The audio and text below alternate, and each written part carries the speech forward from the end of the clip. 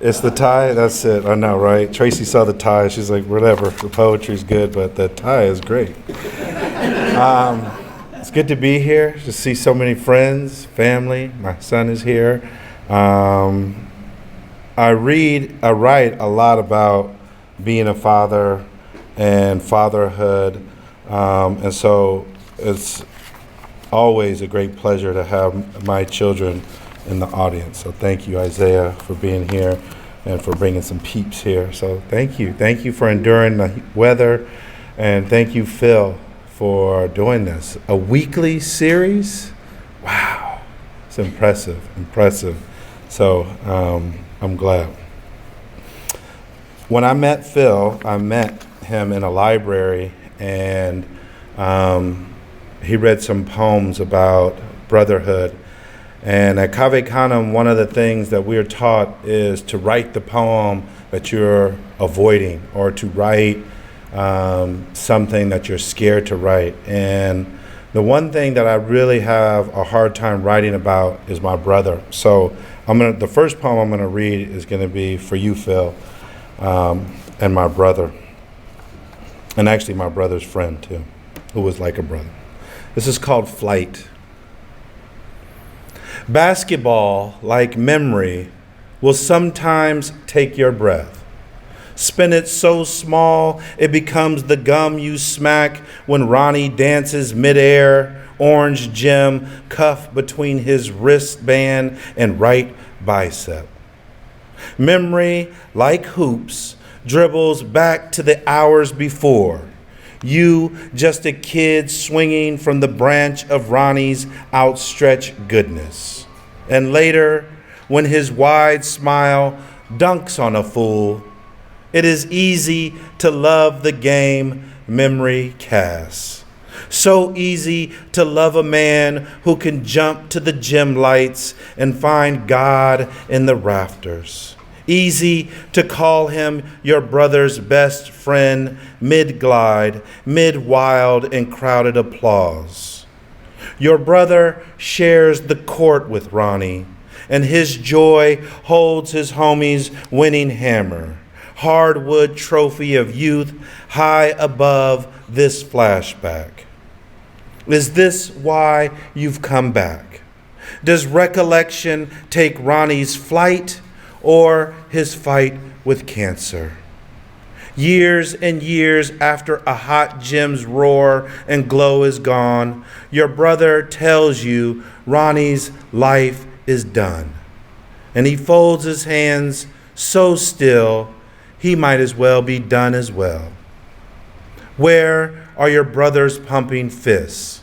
His high fives always finding Ronnie's palms long past attorney, hoops, or golf. Where is your brother's adoration for a light-skinned boy laced in Ewings, rising above a sweaty nest of spikes and barbs? Basketball, with all its heartbreak, gasp, turnovers, is still like memory, a selected tally. And how lucky to witness both game-winning events. Your brother loving his brother until life's buzzer sounds.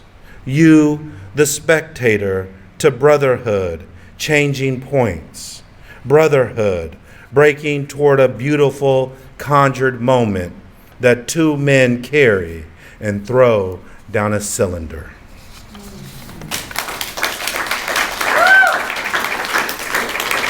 Thank you.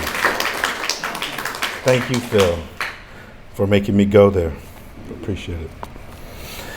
So, today is the 29th, and a month from now, this happened 22 years ago. And Jan, you can tell me if I got this right. This is called Circumstance. On a Monday, connecting the body becomes a standoff. Pain, the first indication something is happening. Learning how to paint or how to assemble the stroller. My eyes, a spire of trouble. My hands can only trap the dirt. Your mother knows the elements of order. Her body, a vessel with two captains, arms and eyes, waist and neck, head and hair, hers and yours. What is shared is the ability to breathe. Unbutton the body and take out another. Your body, like a clot in her body. A fable is pushing itself out instead of you. And how the next thing happens is forgotten in a blink. No severing, but still too much for my eyes. Then a head is out. Her body without incision. Your head is out in front, forward marching. Next, a shoulder, an elbow, the thick sternum and legs. Your body says boy. Your anatomy, a range of mountains up and down from neck to tail, transition throughout, even in the name. When we say your name, you become you, and music starts. Your mother passing you, his head, watch his head. Blood and baby come towards me all at once. An orchestra of nurses and doctors in full crescendo, keeping up with your mother's conducting. The visible air, heavy chaos, charts in and out of the room, crash and clank, metal on metal, the keys of a flute, a French horn, a sax. Your mother pushing the last notes of her out into the day. Meanwhile, someone says part of her is dropped to the floor. There must be a cluster of white, of walls or robes, mixing with the red of her blood, but I can't see because I am holding you. I am holding you. And I am holding you.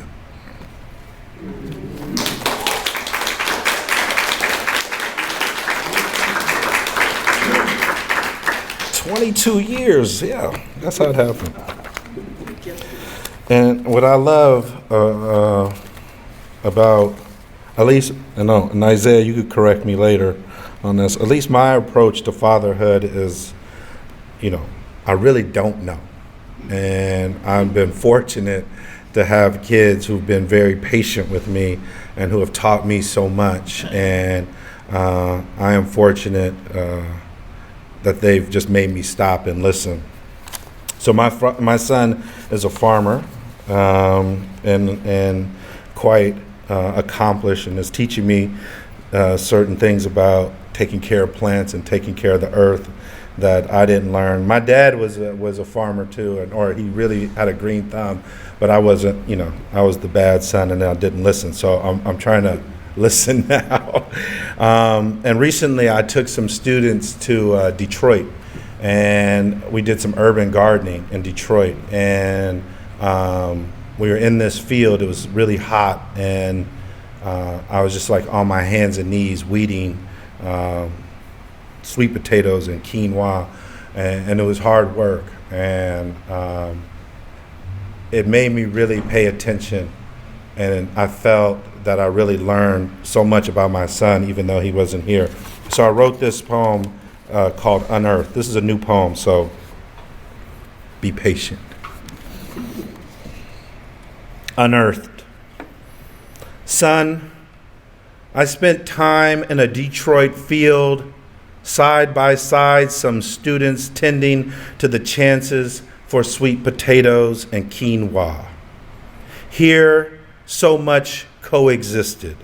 Discussions and differences, heart-shaped and long grassy leaves, stalks before threshing. Here, an imposter weeds stealthy composure, assertive until called out. You fake as hell. Son, one weed at a time down the row. What was I uprooting? What daydream deep within me unearthed the plea for your forgiveness? Out of dirt, all the stare downs a father throws towards a boy's heart lodged within my fingernails. Son, you've told me soil heals, yet I have traveled to a place where approval dwells amongst the discarded and the repurposed to finally hear you. Tell me about Nani or Pawpaw. Son, so much thrives in Detroit. Every day someone offers a seed. Did I tell you I cried halfway down the line? Tears making more weeds and more tending to. Never ending, you'll tell me later, and we'll laugh, yes. Yes to what's collected, and yes to what rinses too. Yes, the dirt is good for you. Yes to dinner, hot and ready.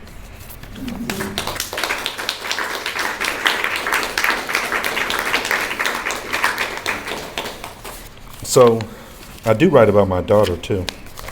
And I have a new daughter, Simone, who's like a year old, and she's crazy. She's really crazy and beautiful and fun and so far the easiest, knock on wood. And I think she's the easiest really because I have Isaiah and my other daughter Olivia to really help so much. And so I wrote this poem. And when I wrote this poem, this is called A Lullaby Becomes the Grace on My Daughter's Forehead, I really thought it was going to be the first poem to Simone. But Olivia and I had an argument in the summer. And she like said something and it stopped me really dead in my tracks. And I was like, you know what? You're right. And I just backed off. And I was really proud of her and who she was becoming. She's a senior in high school, so we'll see. This is called The Lullaby Becomes the Grace on My Daughter's Forehead. And when it warbles, and then gets down, and then this night-night, this bass note joins the others, strings and brass hollowing her, sax solo in unison with chimes, head nods, snapbacks, and damn good daddy vibes. And it closes my eyes too, and lulls to when a writer tells me his mama spent her entire life trying to kill her own daddy. Her heart, not a harp, but loss, taken from jump by a man granted to guide and love every step she regarded. And then there came a time when her journey, her damned journey, warbled too, and moved with and without applause to cleave the sin of fatherhood, so no host of men would tell her body to leave, or when to go astray, or when to let her own crescendos and whirlwinds salute the world, her own melody and ligatures bound to life. Thank you. Thank you. Recently I published this book. So my full name is Frederick Douglass Brown, and named after the abolitionist Frederick Douglass. And for a long time, I really kind of shuddered being named after someone so grand, and it's really hard, to live up to what he did. And anybody named after somebody famous can understand that. And so much of me neglected that to the point where, Phil asked me, what should I call you? I was like, call me Doug, for sure. And but I think, last year, 2018, we celebrated the 200th birthday of Frederick Douglass. And so prior to that, I thought it was important to honor him. And I think it was important, just in the way the times are going, to live up to the name. And so since Sunday was the 400th anniversary of the first slaves arriving to this country, I thought it would be important to read some poems about Frederick Douglass and about me. I'm going to read about 3 poems, and then that'll be it. And one poem is a little long, but this first poem is about Frederick Douglass. And as many of you know, Frederick Douglass was really, really conscientious about his appearance. And, you see these pictures of Frederick Douglass, and that's part of the reason why I was so dismayed and wanted to kind of go against him, because he just was so regal looking, and when I was a kid, he just looked mean and so on. But the more and more you hear about him, and I was fortunate to go to his house, and in his house, his chair at his dining room table had wheels on it.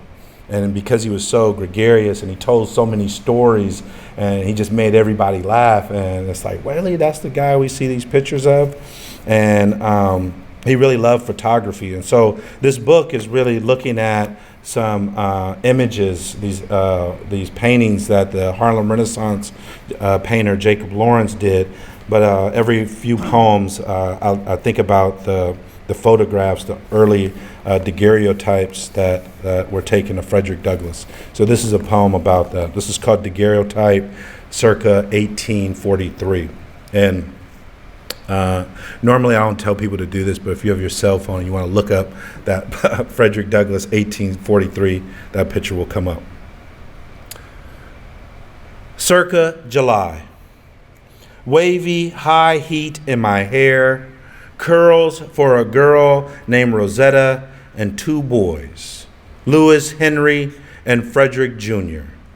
Their names, stars and fireworks guiding me by night to safe passage.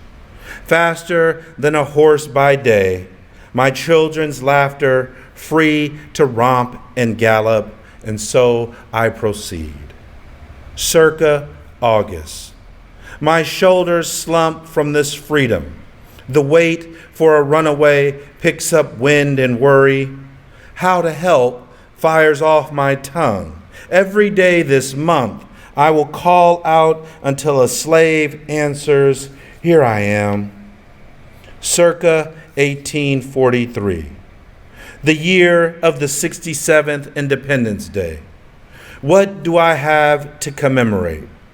Liberty is my white shirt and black overcoat covering my flayed skin. Slavery's fingerprints etched onto me, refusing forgetting.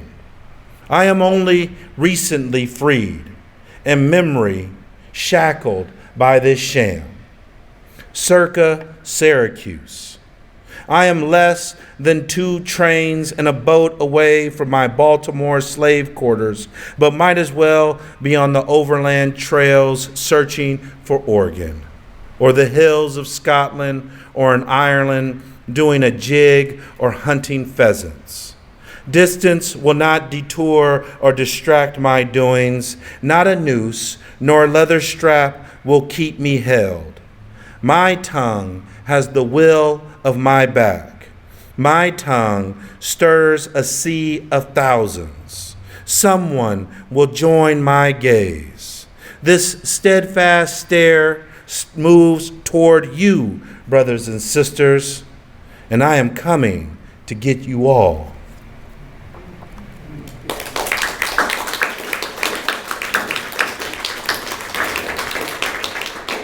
So when I was doing the research for this book, for some reason I started just flipping through some old childhood books I had, and I found a name, and it was my name, and something I just like totally wiped out of my memory until I saw this.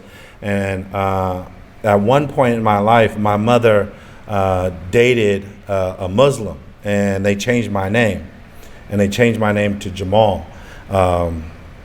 And in the book had my name written on there. This book belongs to Jamal, Muhammad, and all the books had it. And in some of the books, the name was like crossed out, all right? And it was in my mother's handwriting, the Jamal part, and then it was crossed out, and then my name was in there, Dougie Brown. And I remember when she broke up with this guy, she had me cross out the name, and she was like, "No, your name is Dougie Brown. Write that in the book." So I totally forgot about that, but I think about what if that was still my name? And that's what this poem is about. This is called Reportrait as a Muslim Boy, as in beg, borrow, steal. Beg. Go back to being 4 or 5. Your mother, serious with a man named Mulazim, a Muslim who taught you the ways of men in a mosque, how to pray with the whole of you while loving sci-fi or kung fu.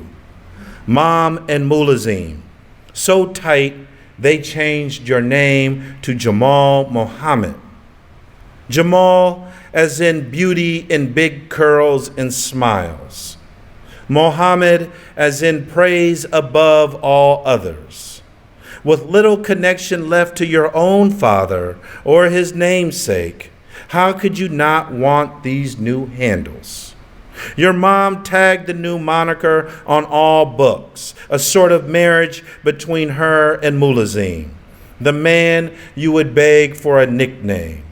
Mo, as in old world toughness, and fists a pronunciation to ward off insults and blows from your big brothers, their names kept intact. Borrow. What do you know of this boy? His used name, a rental, car, or tux? What did he say at play date when his friend's blankness deciphered the length of Jamal Mohammed? What dreams world?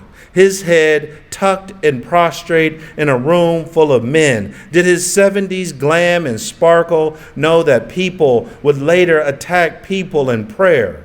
His fresh face and fro, a bullseye for hate crime, or vilified worship, or not your country.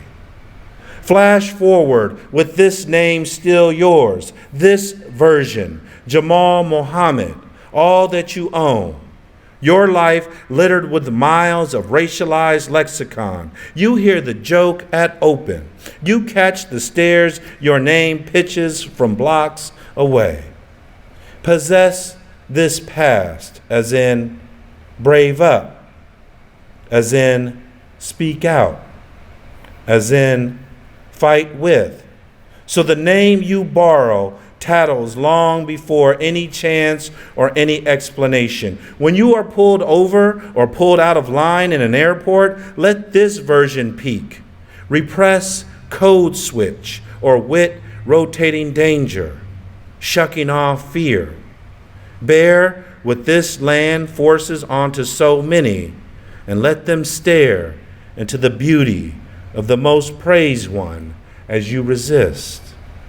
Steal, as in the march upon the wicked ways this land portends, as in away from harm, away from hunt, and of course hurt, as in a heartbeat snatched unexpectedly, as in the life of a boy expires when relationship spoils. Your mother crossing out every name she penned a year prior, replacing borrowed names with what you scrawl to this day. Doug Fresh, DJ Dougie Doug, Dig Doug, Big Doug, Doug the Dick Tease, Doug the Dangerous, Doug the Dark Water, but weak-ass Kool-Aid. Douglas, father of fuck off or I love you, Dad. Every version stolen, reshaping the vision of itself while traveling, roaming the world in search of peace. Your name paddling dark, slowly, and rebirth happening this way too.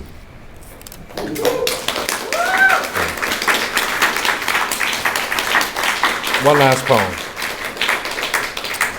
So, as I mentioned, it was hard being called Frederick Douglass, and so this is kind of like a poem about that.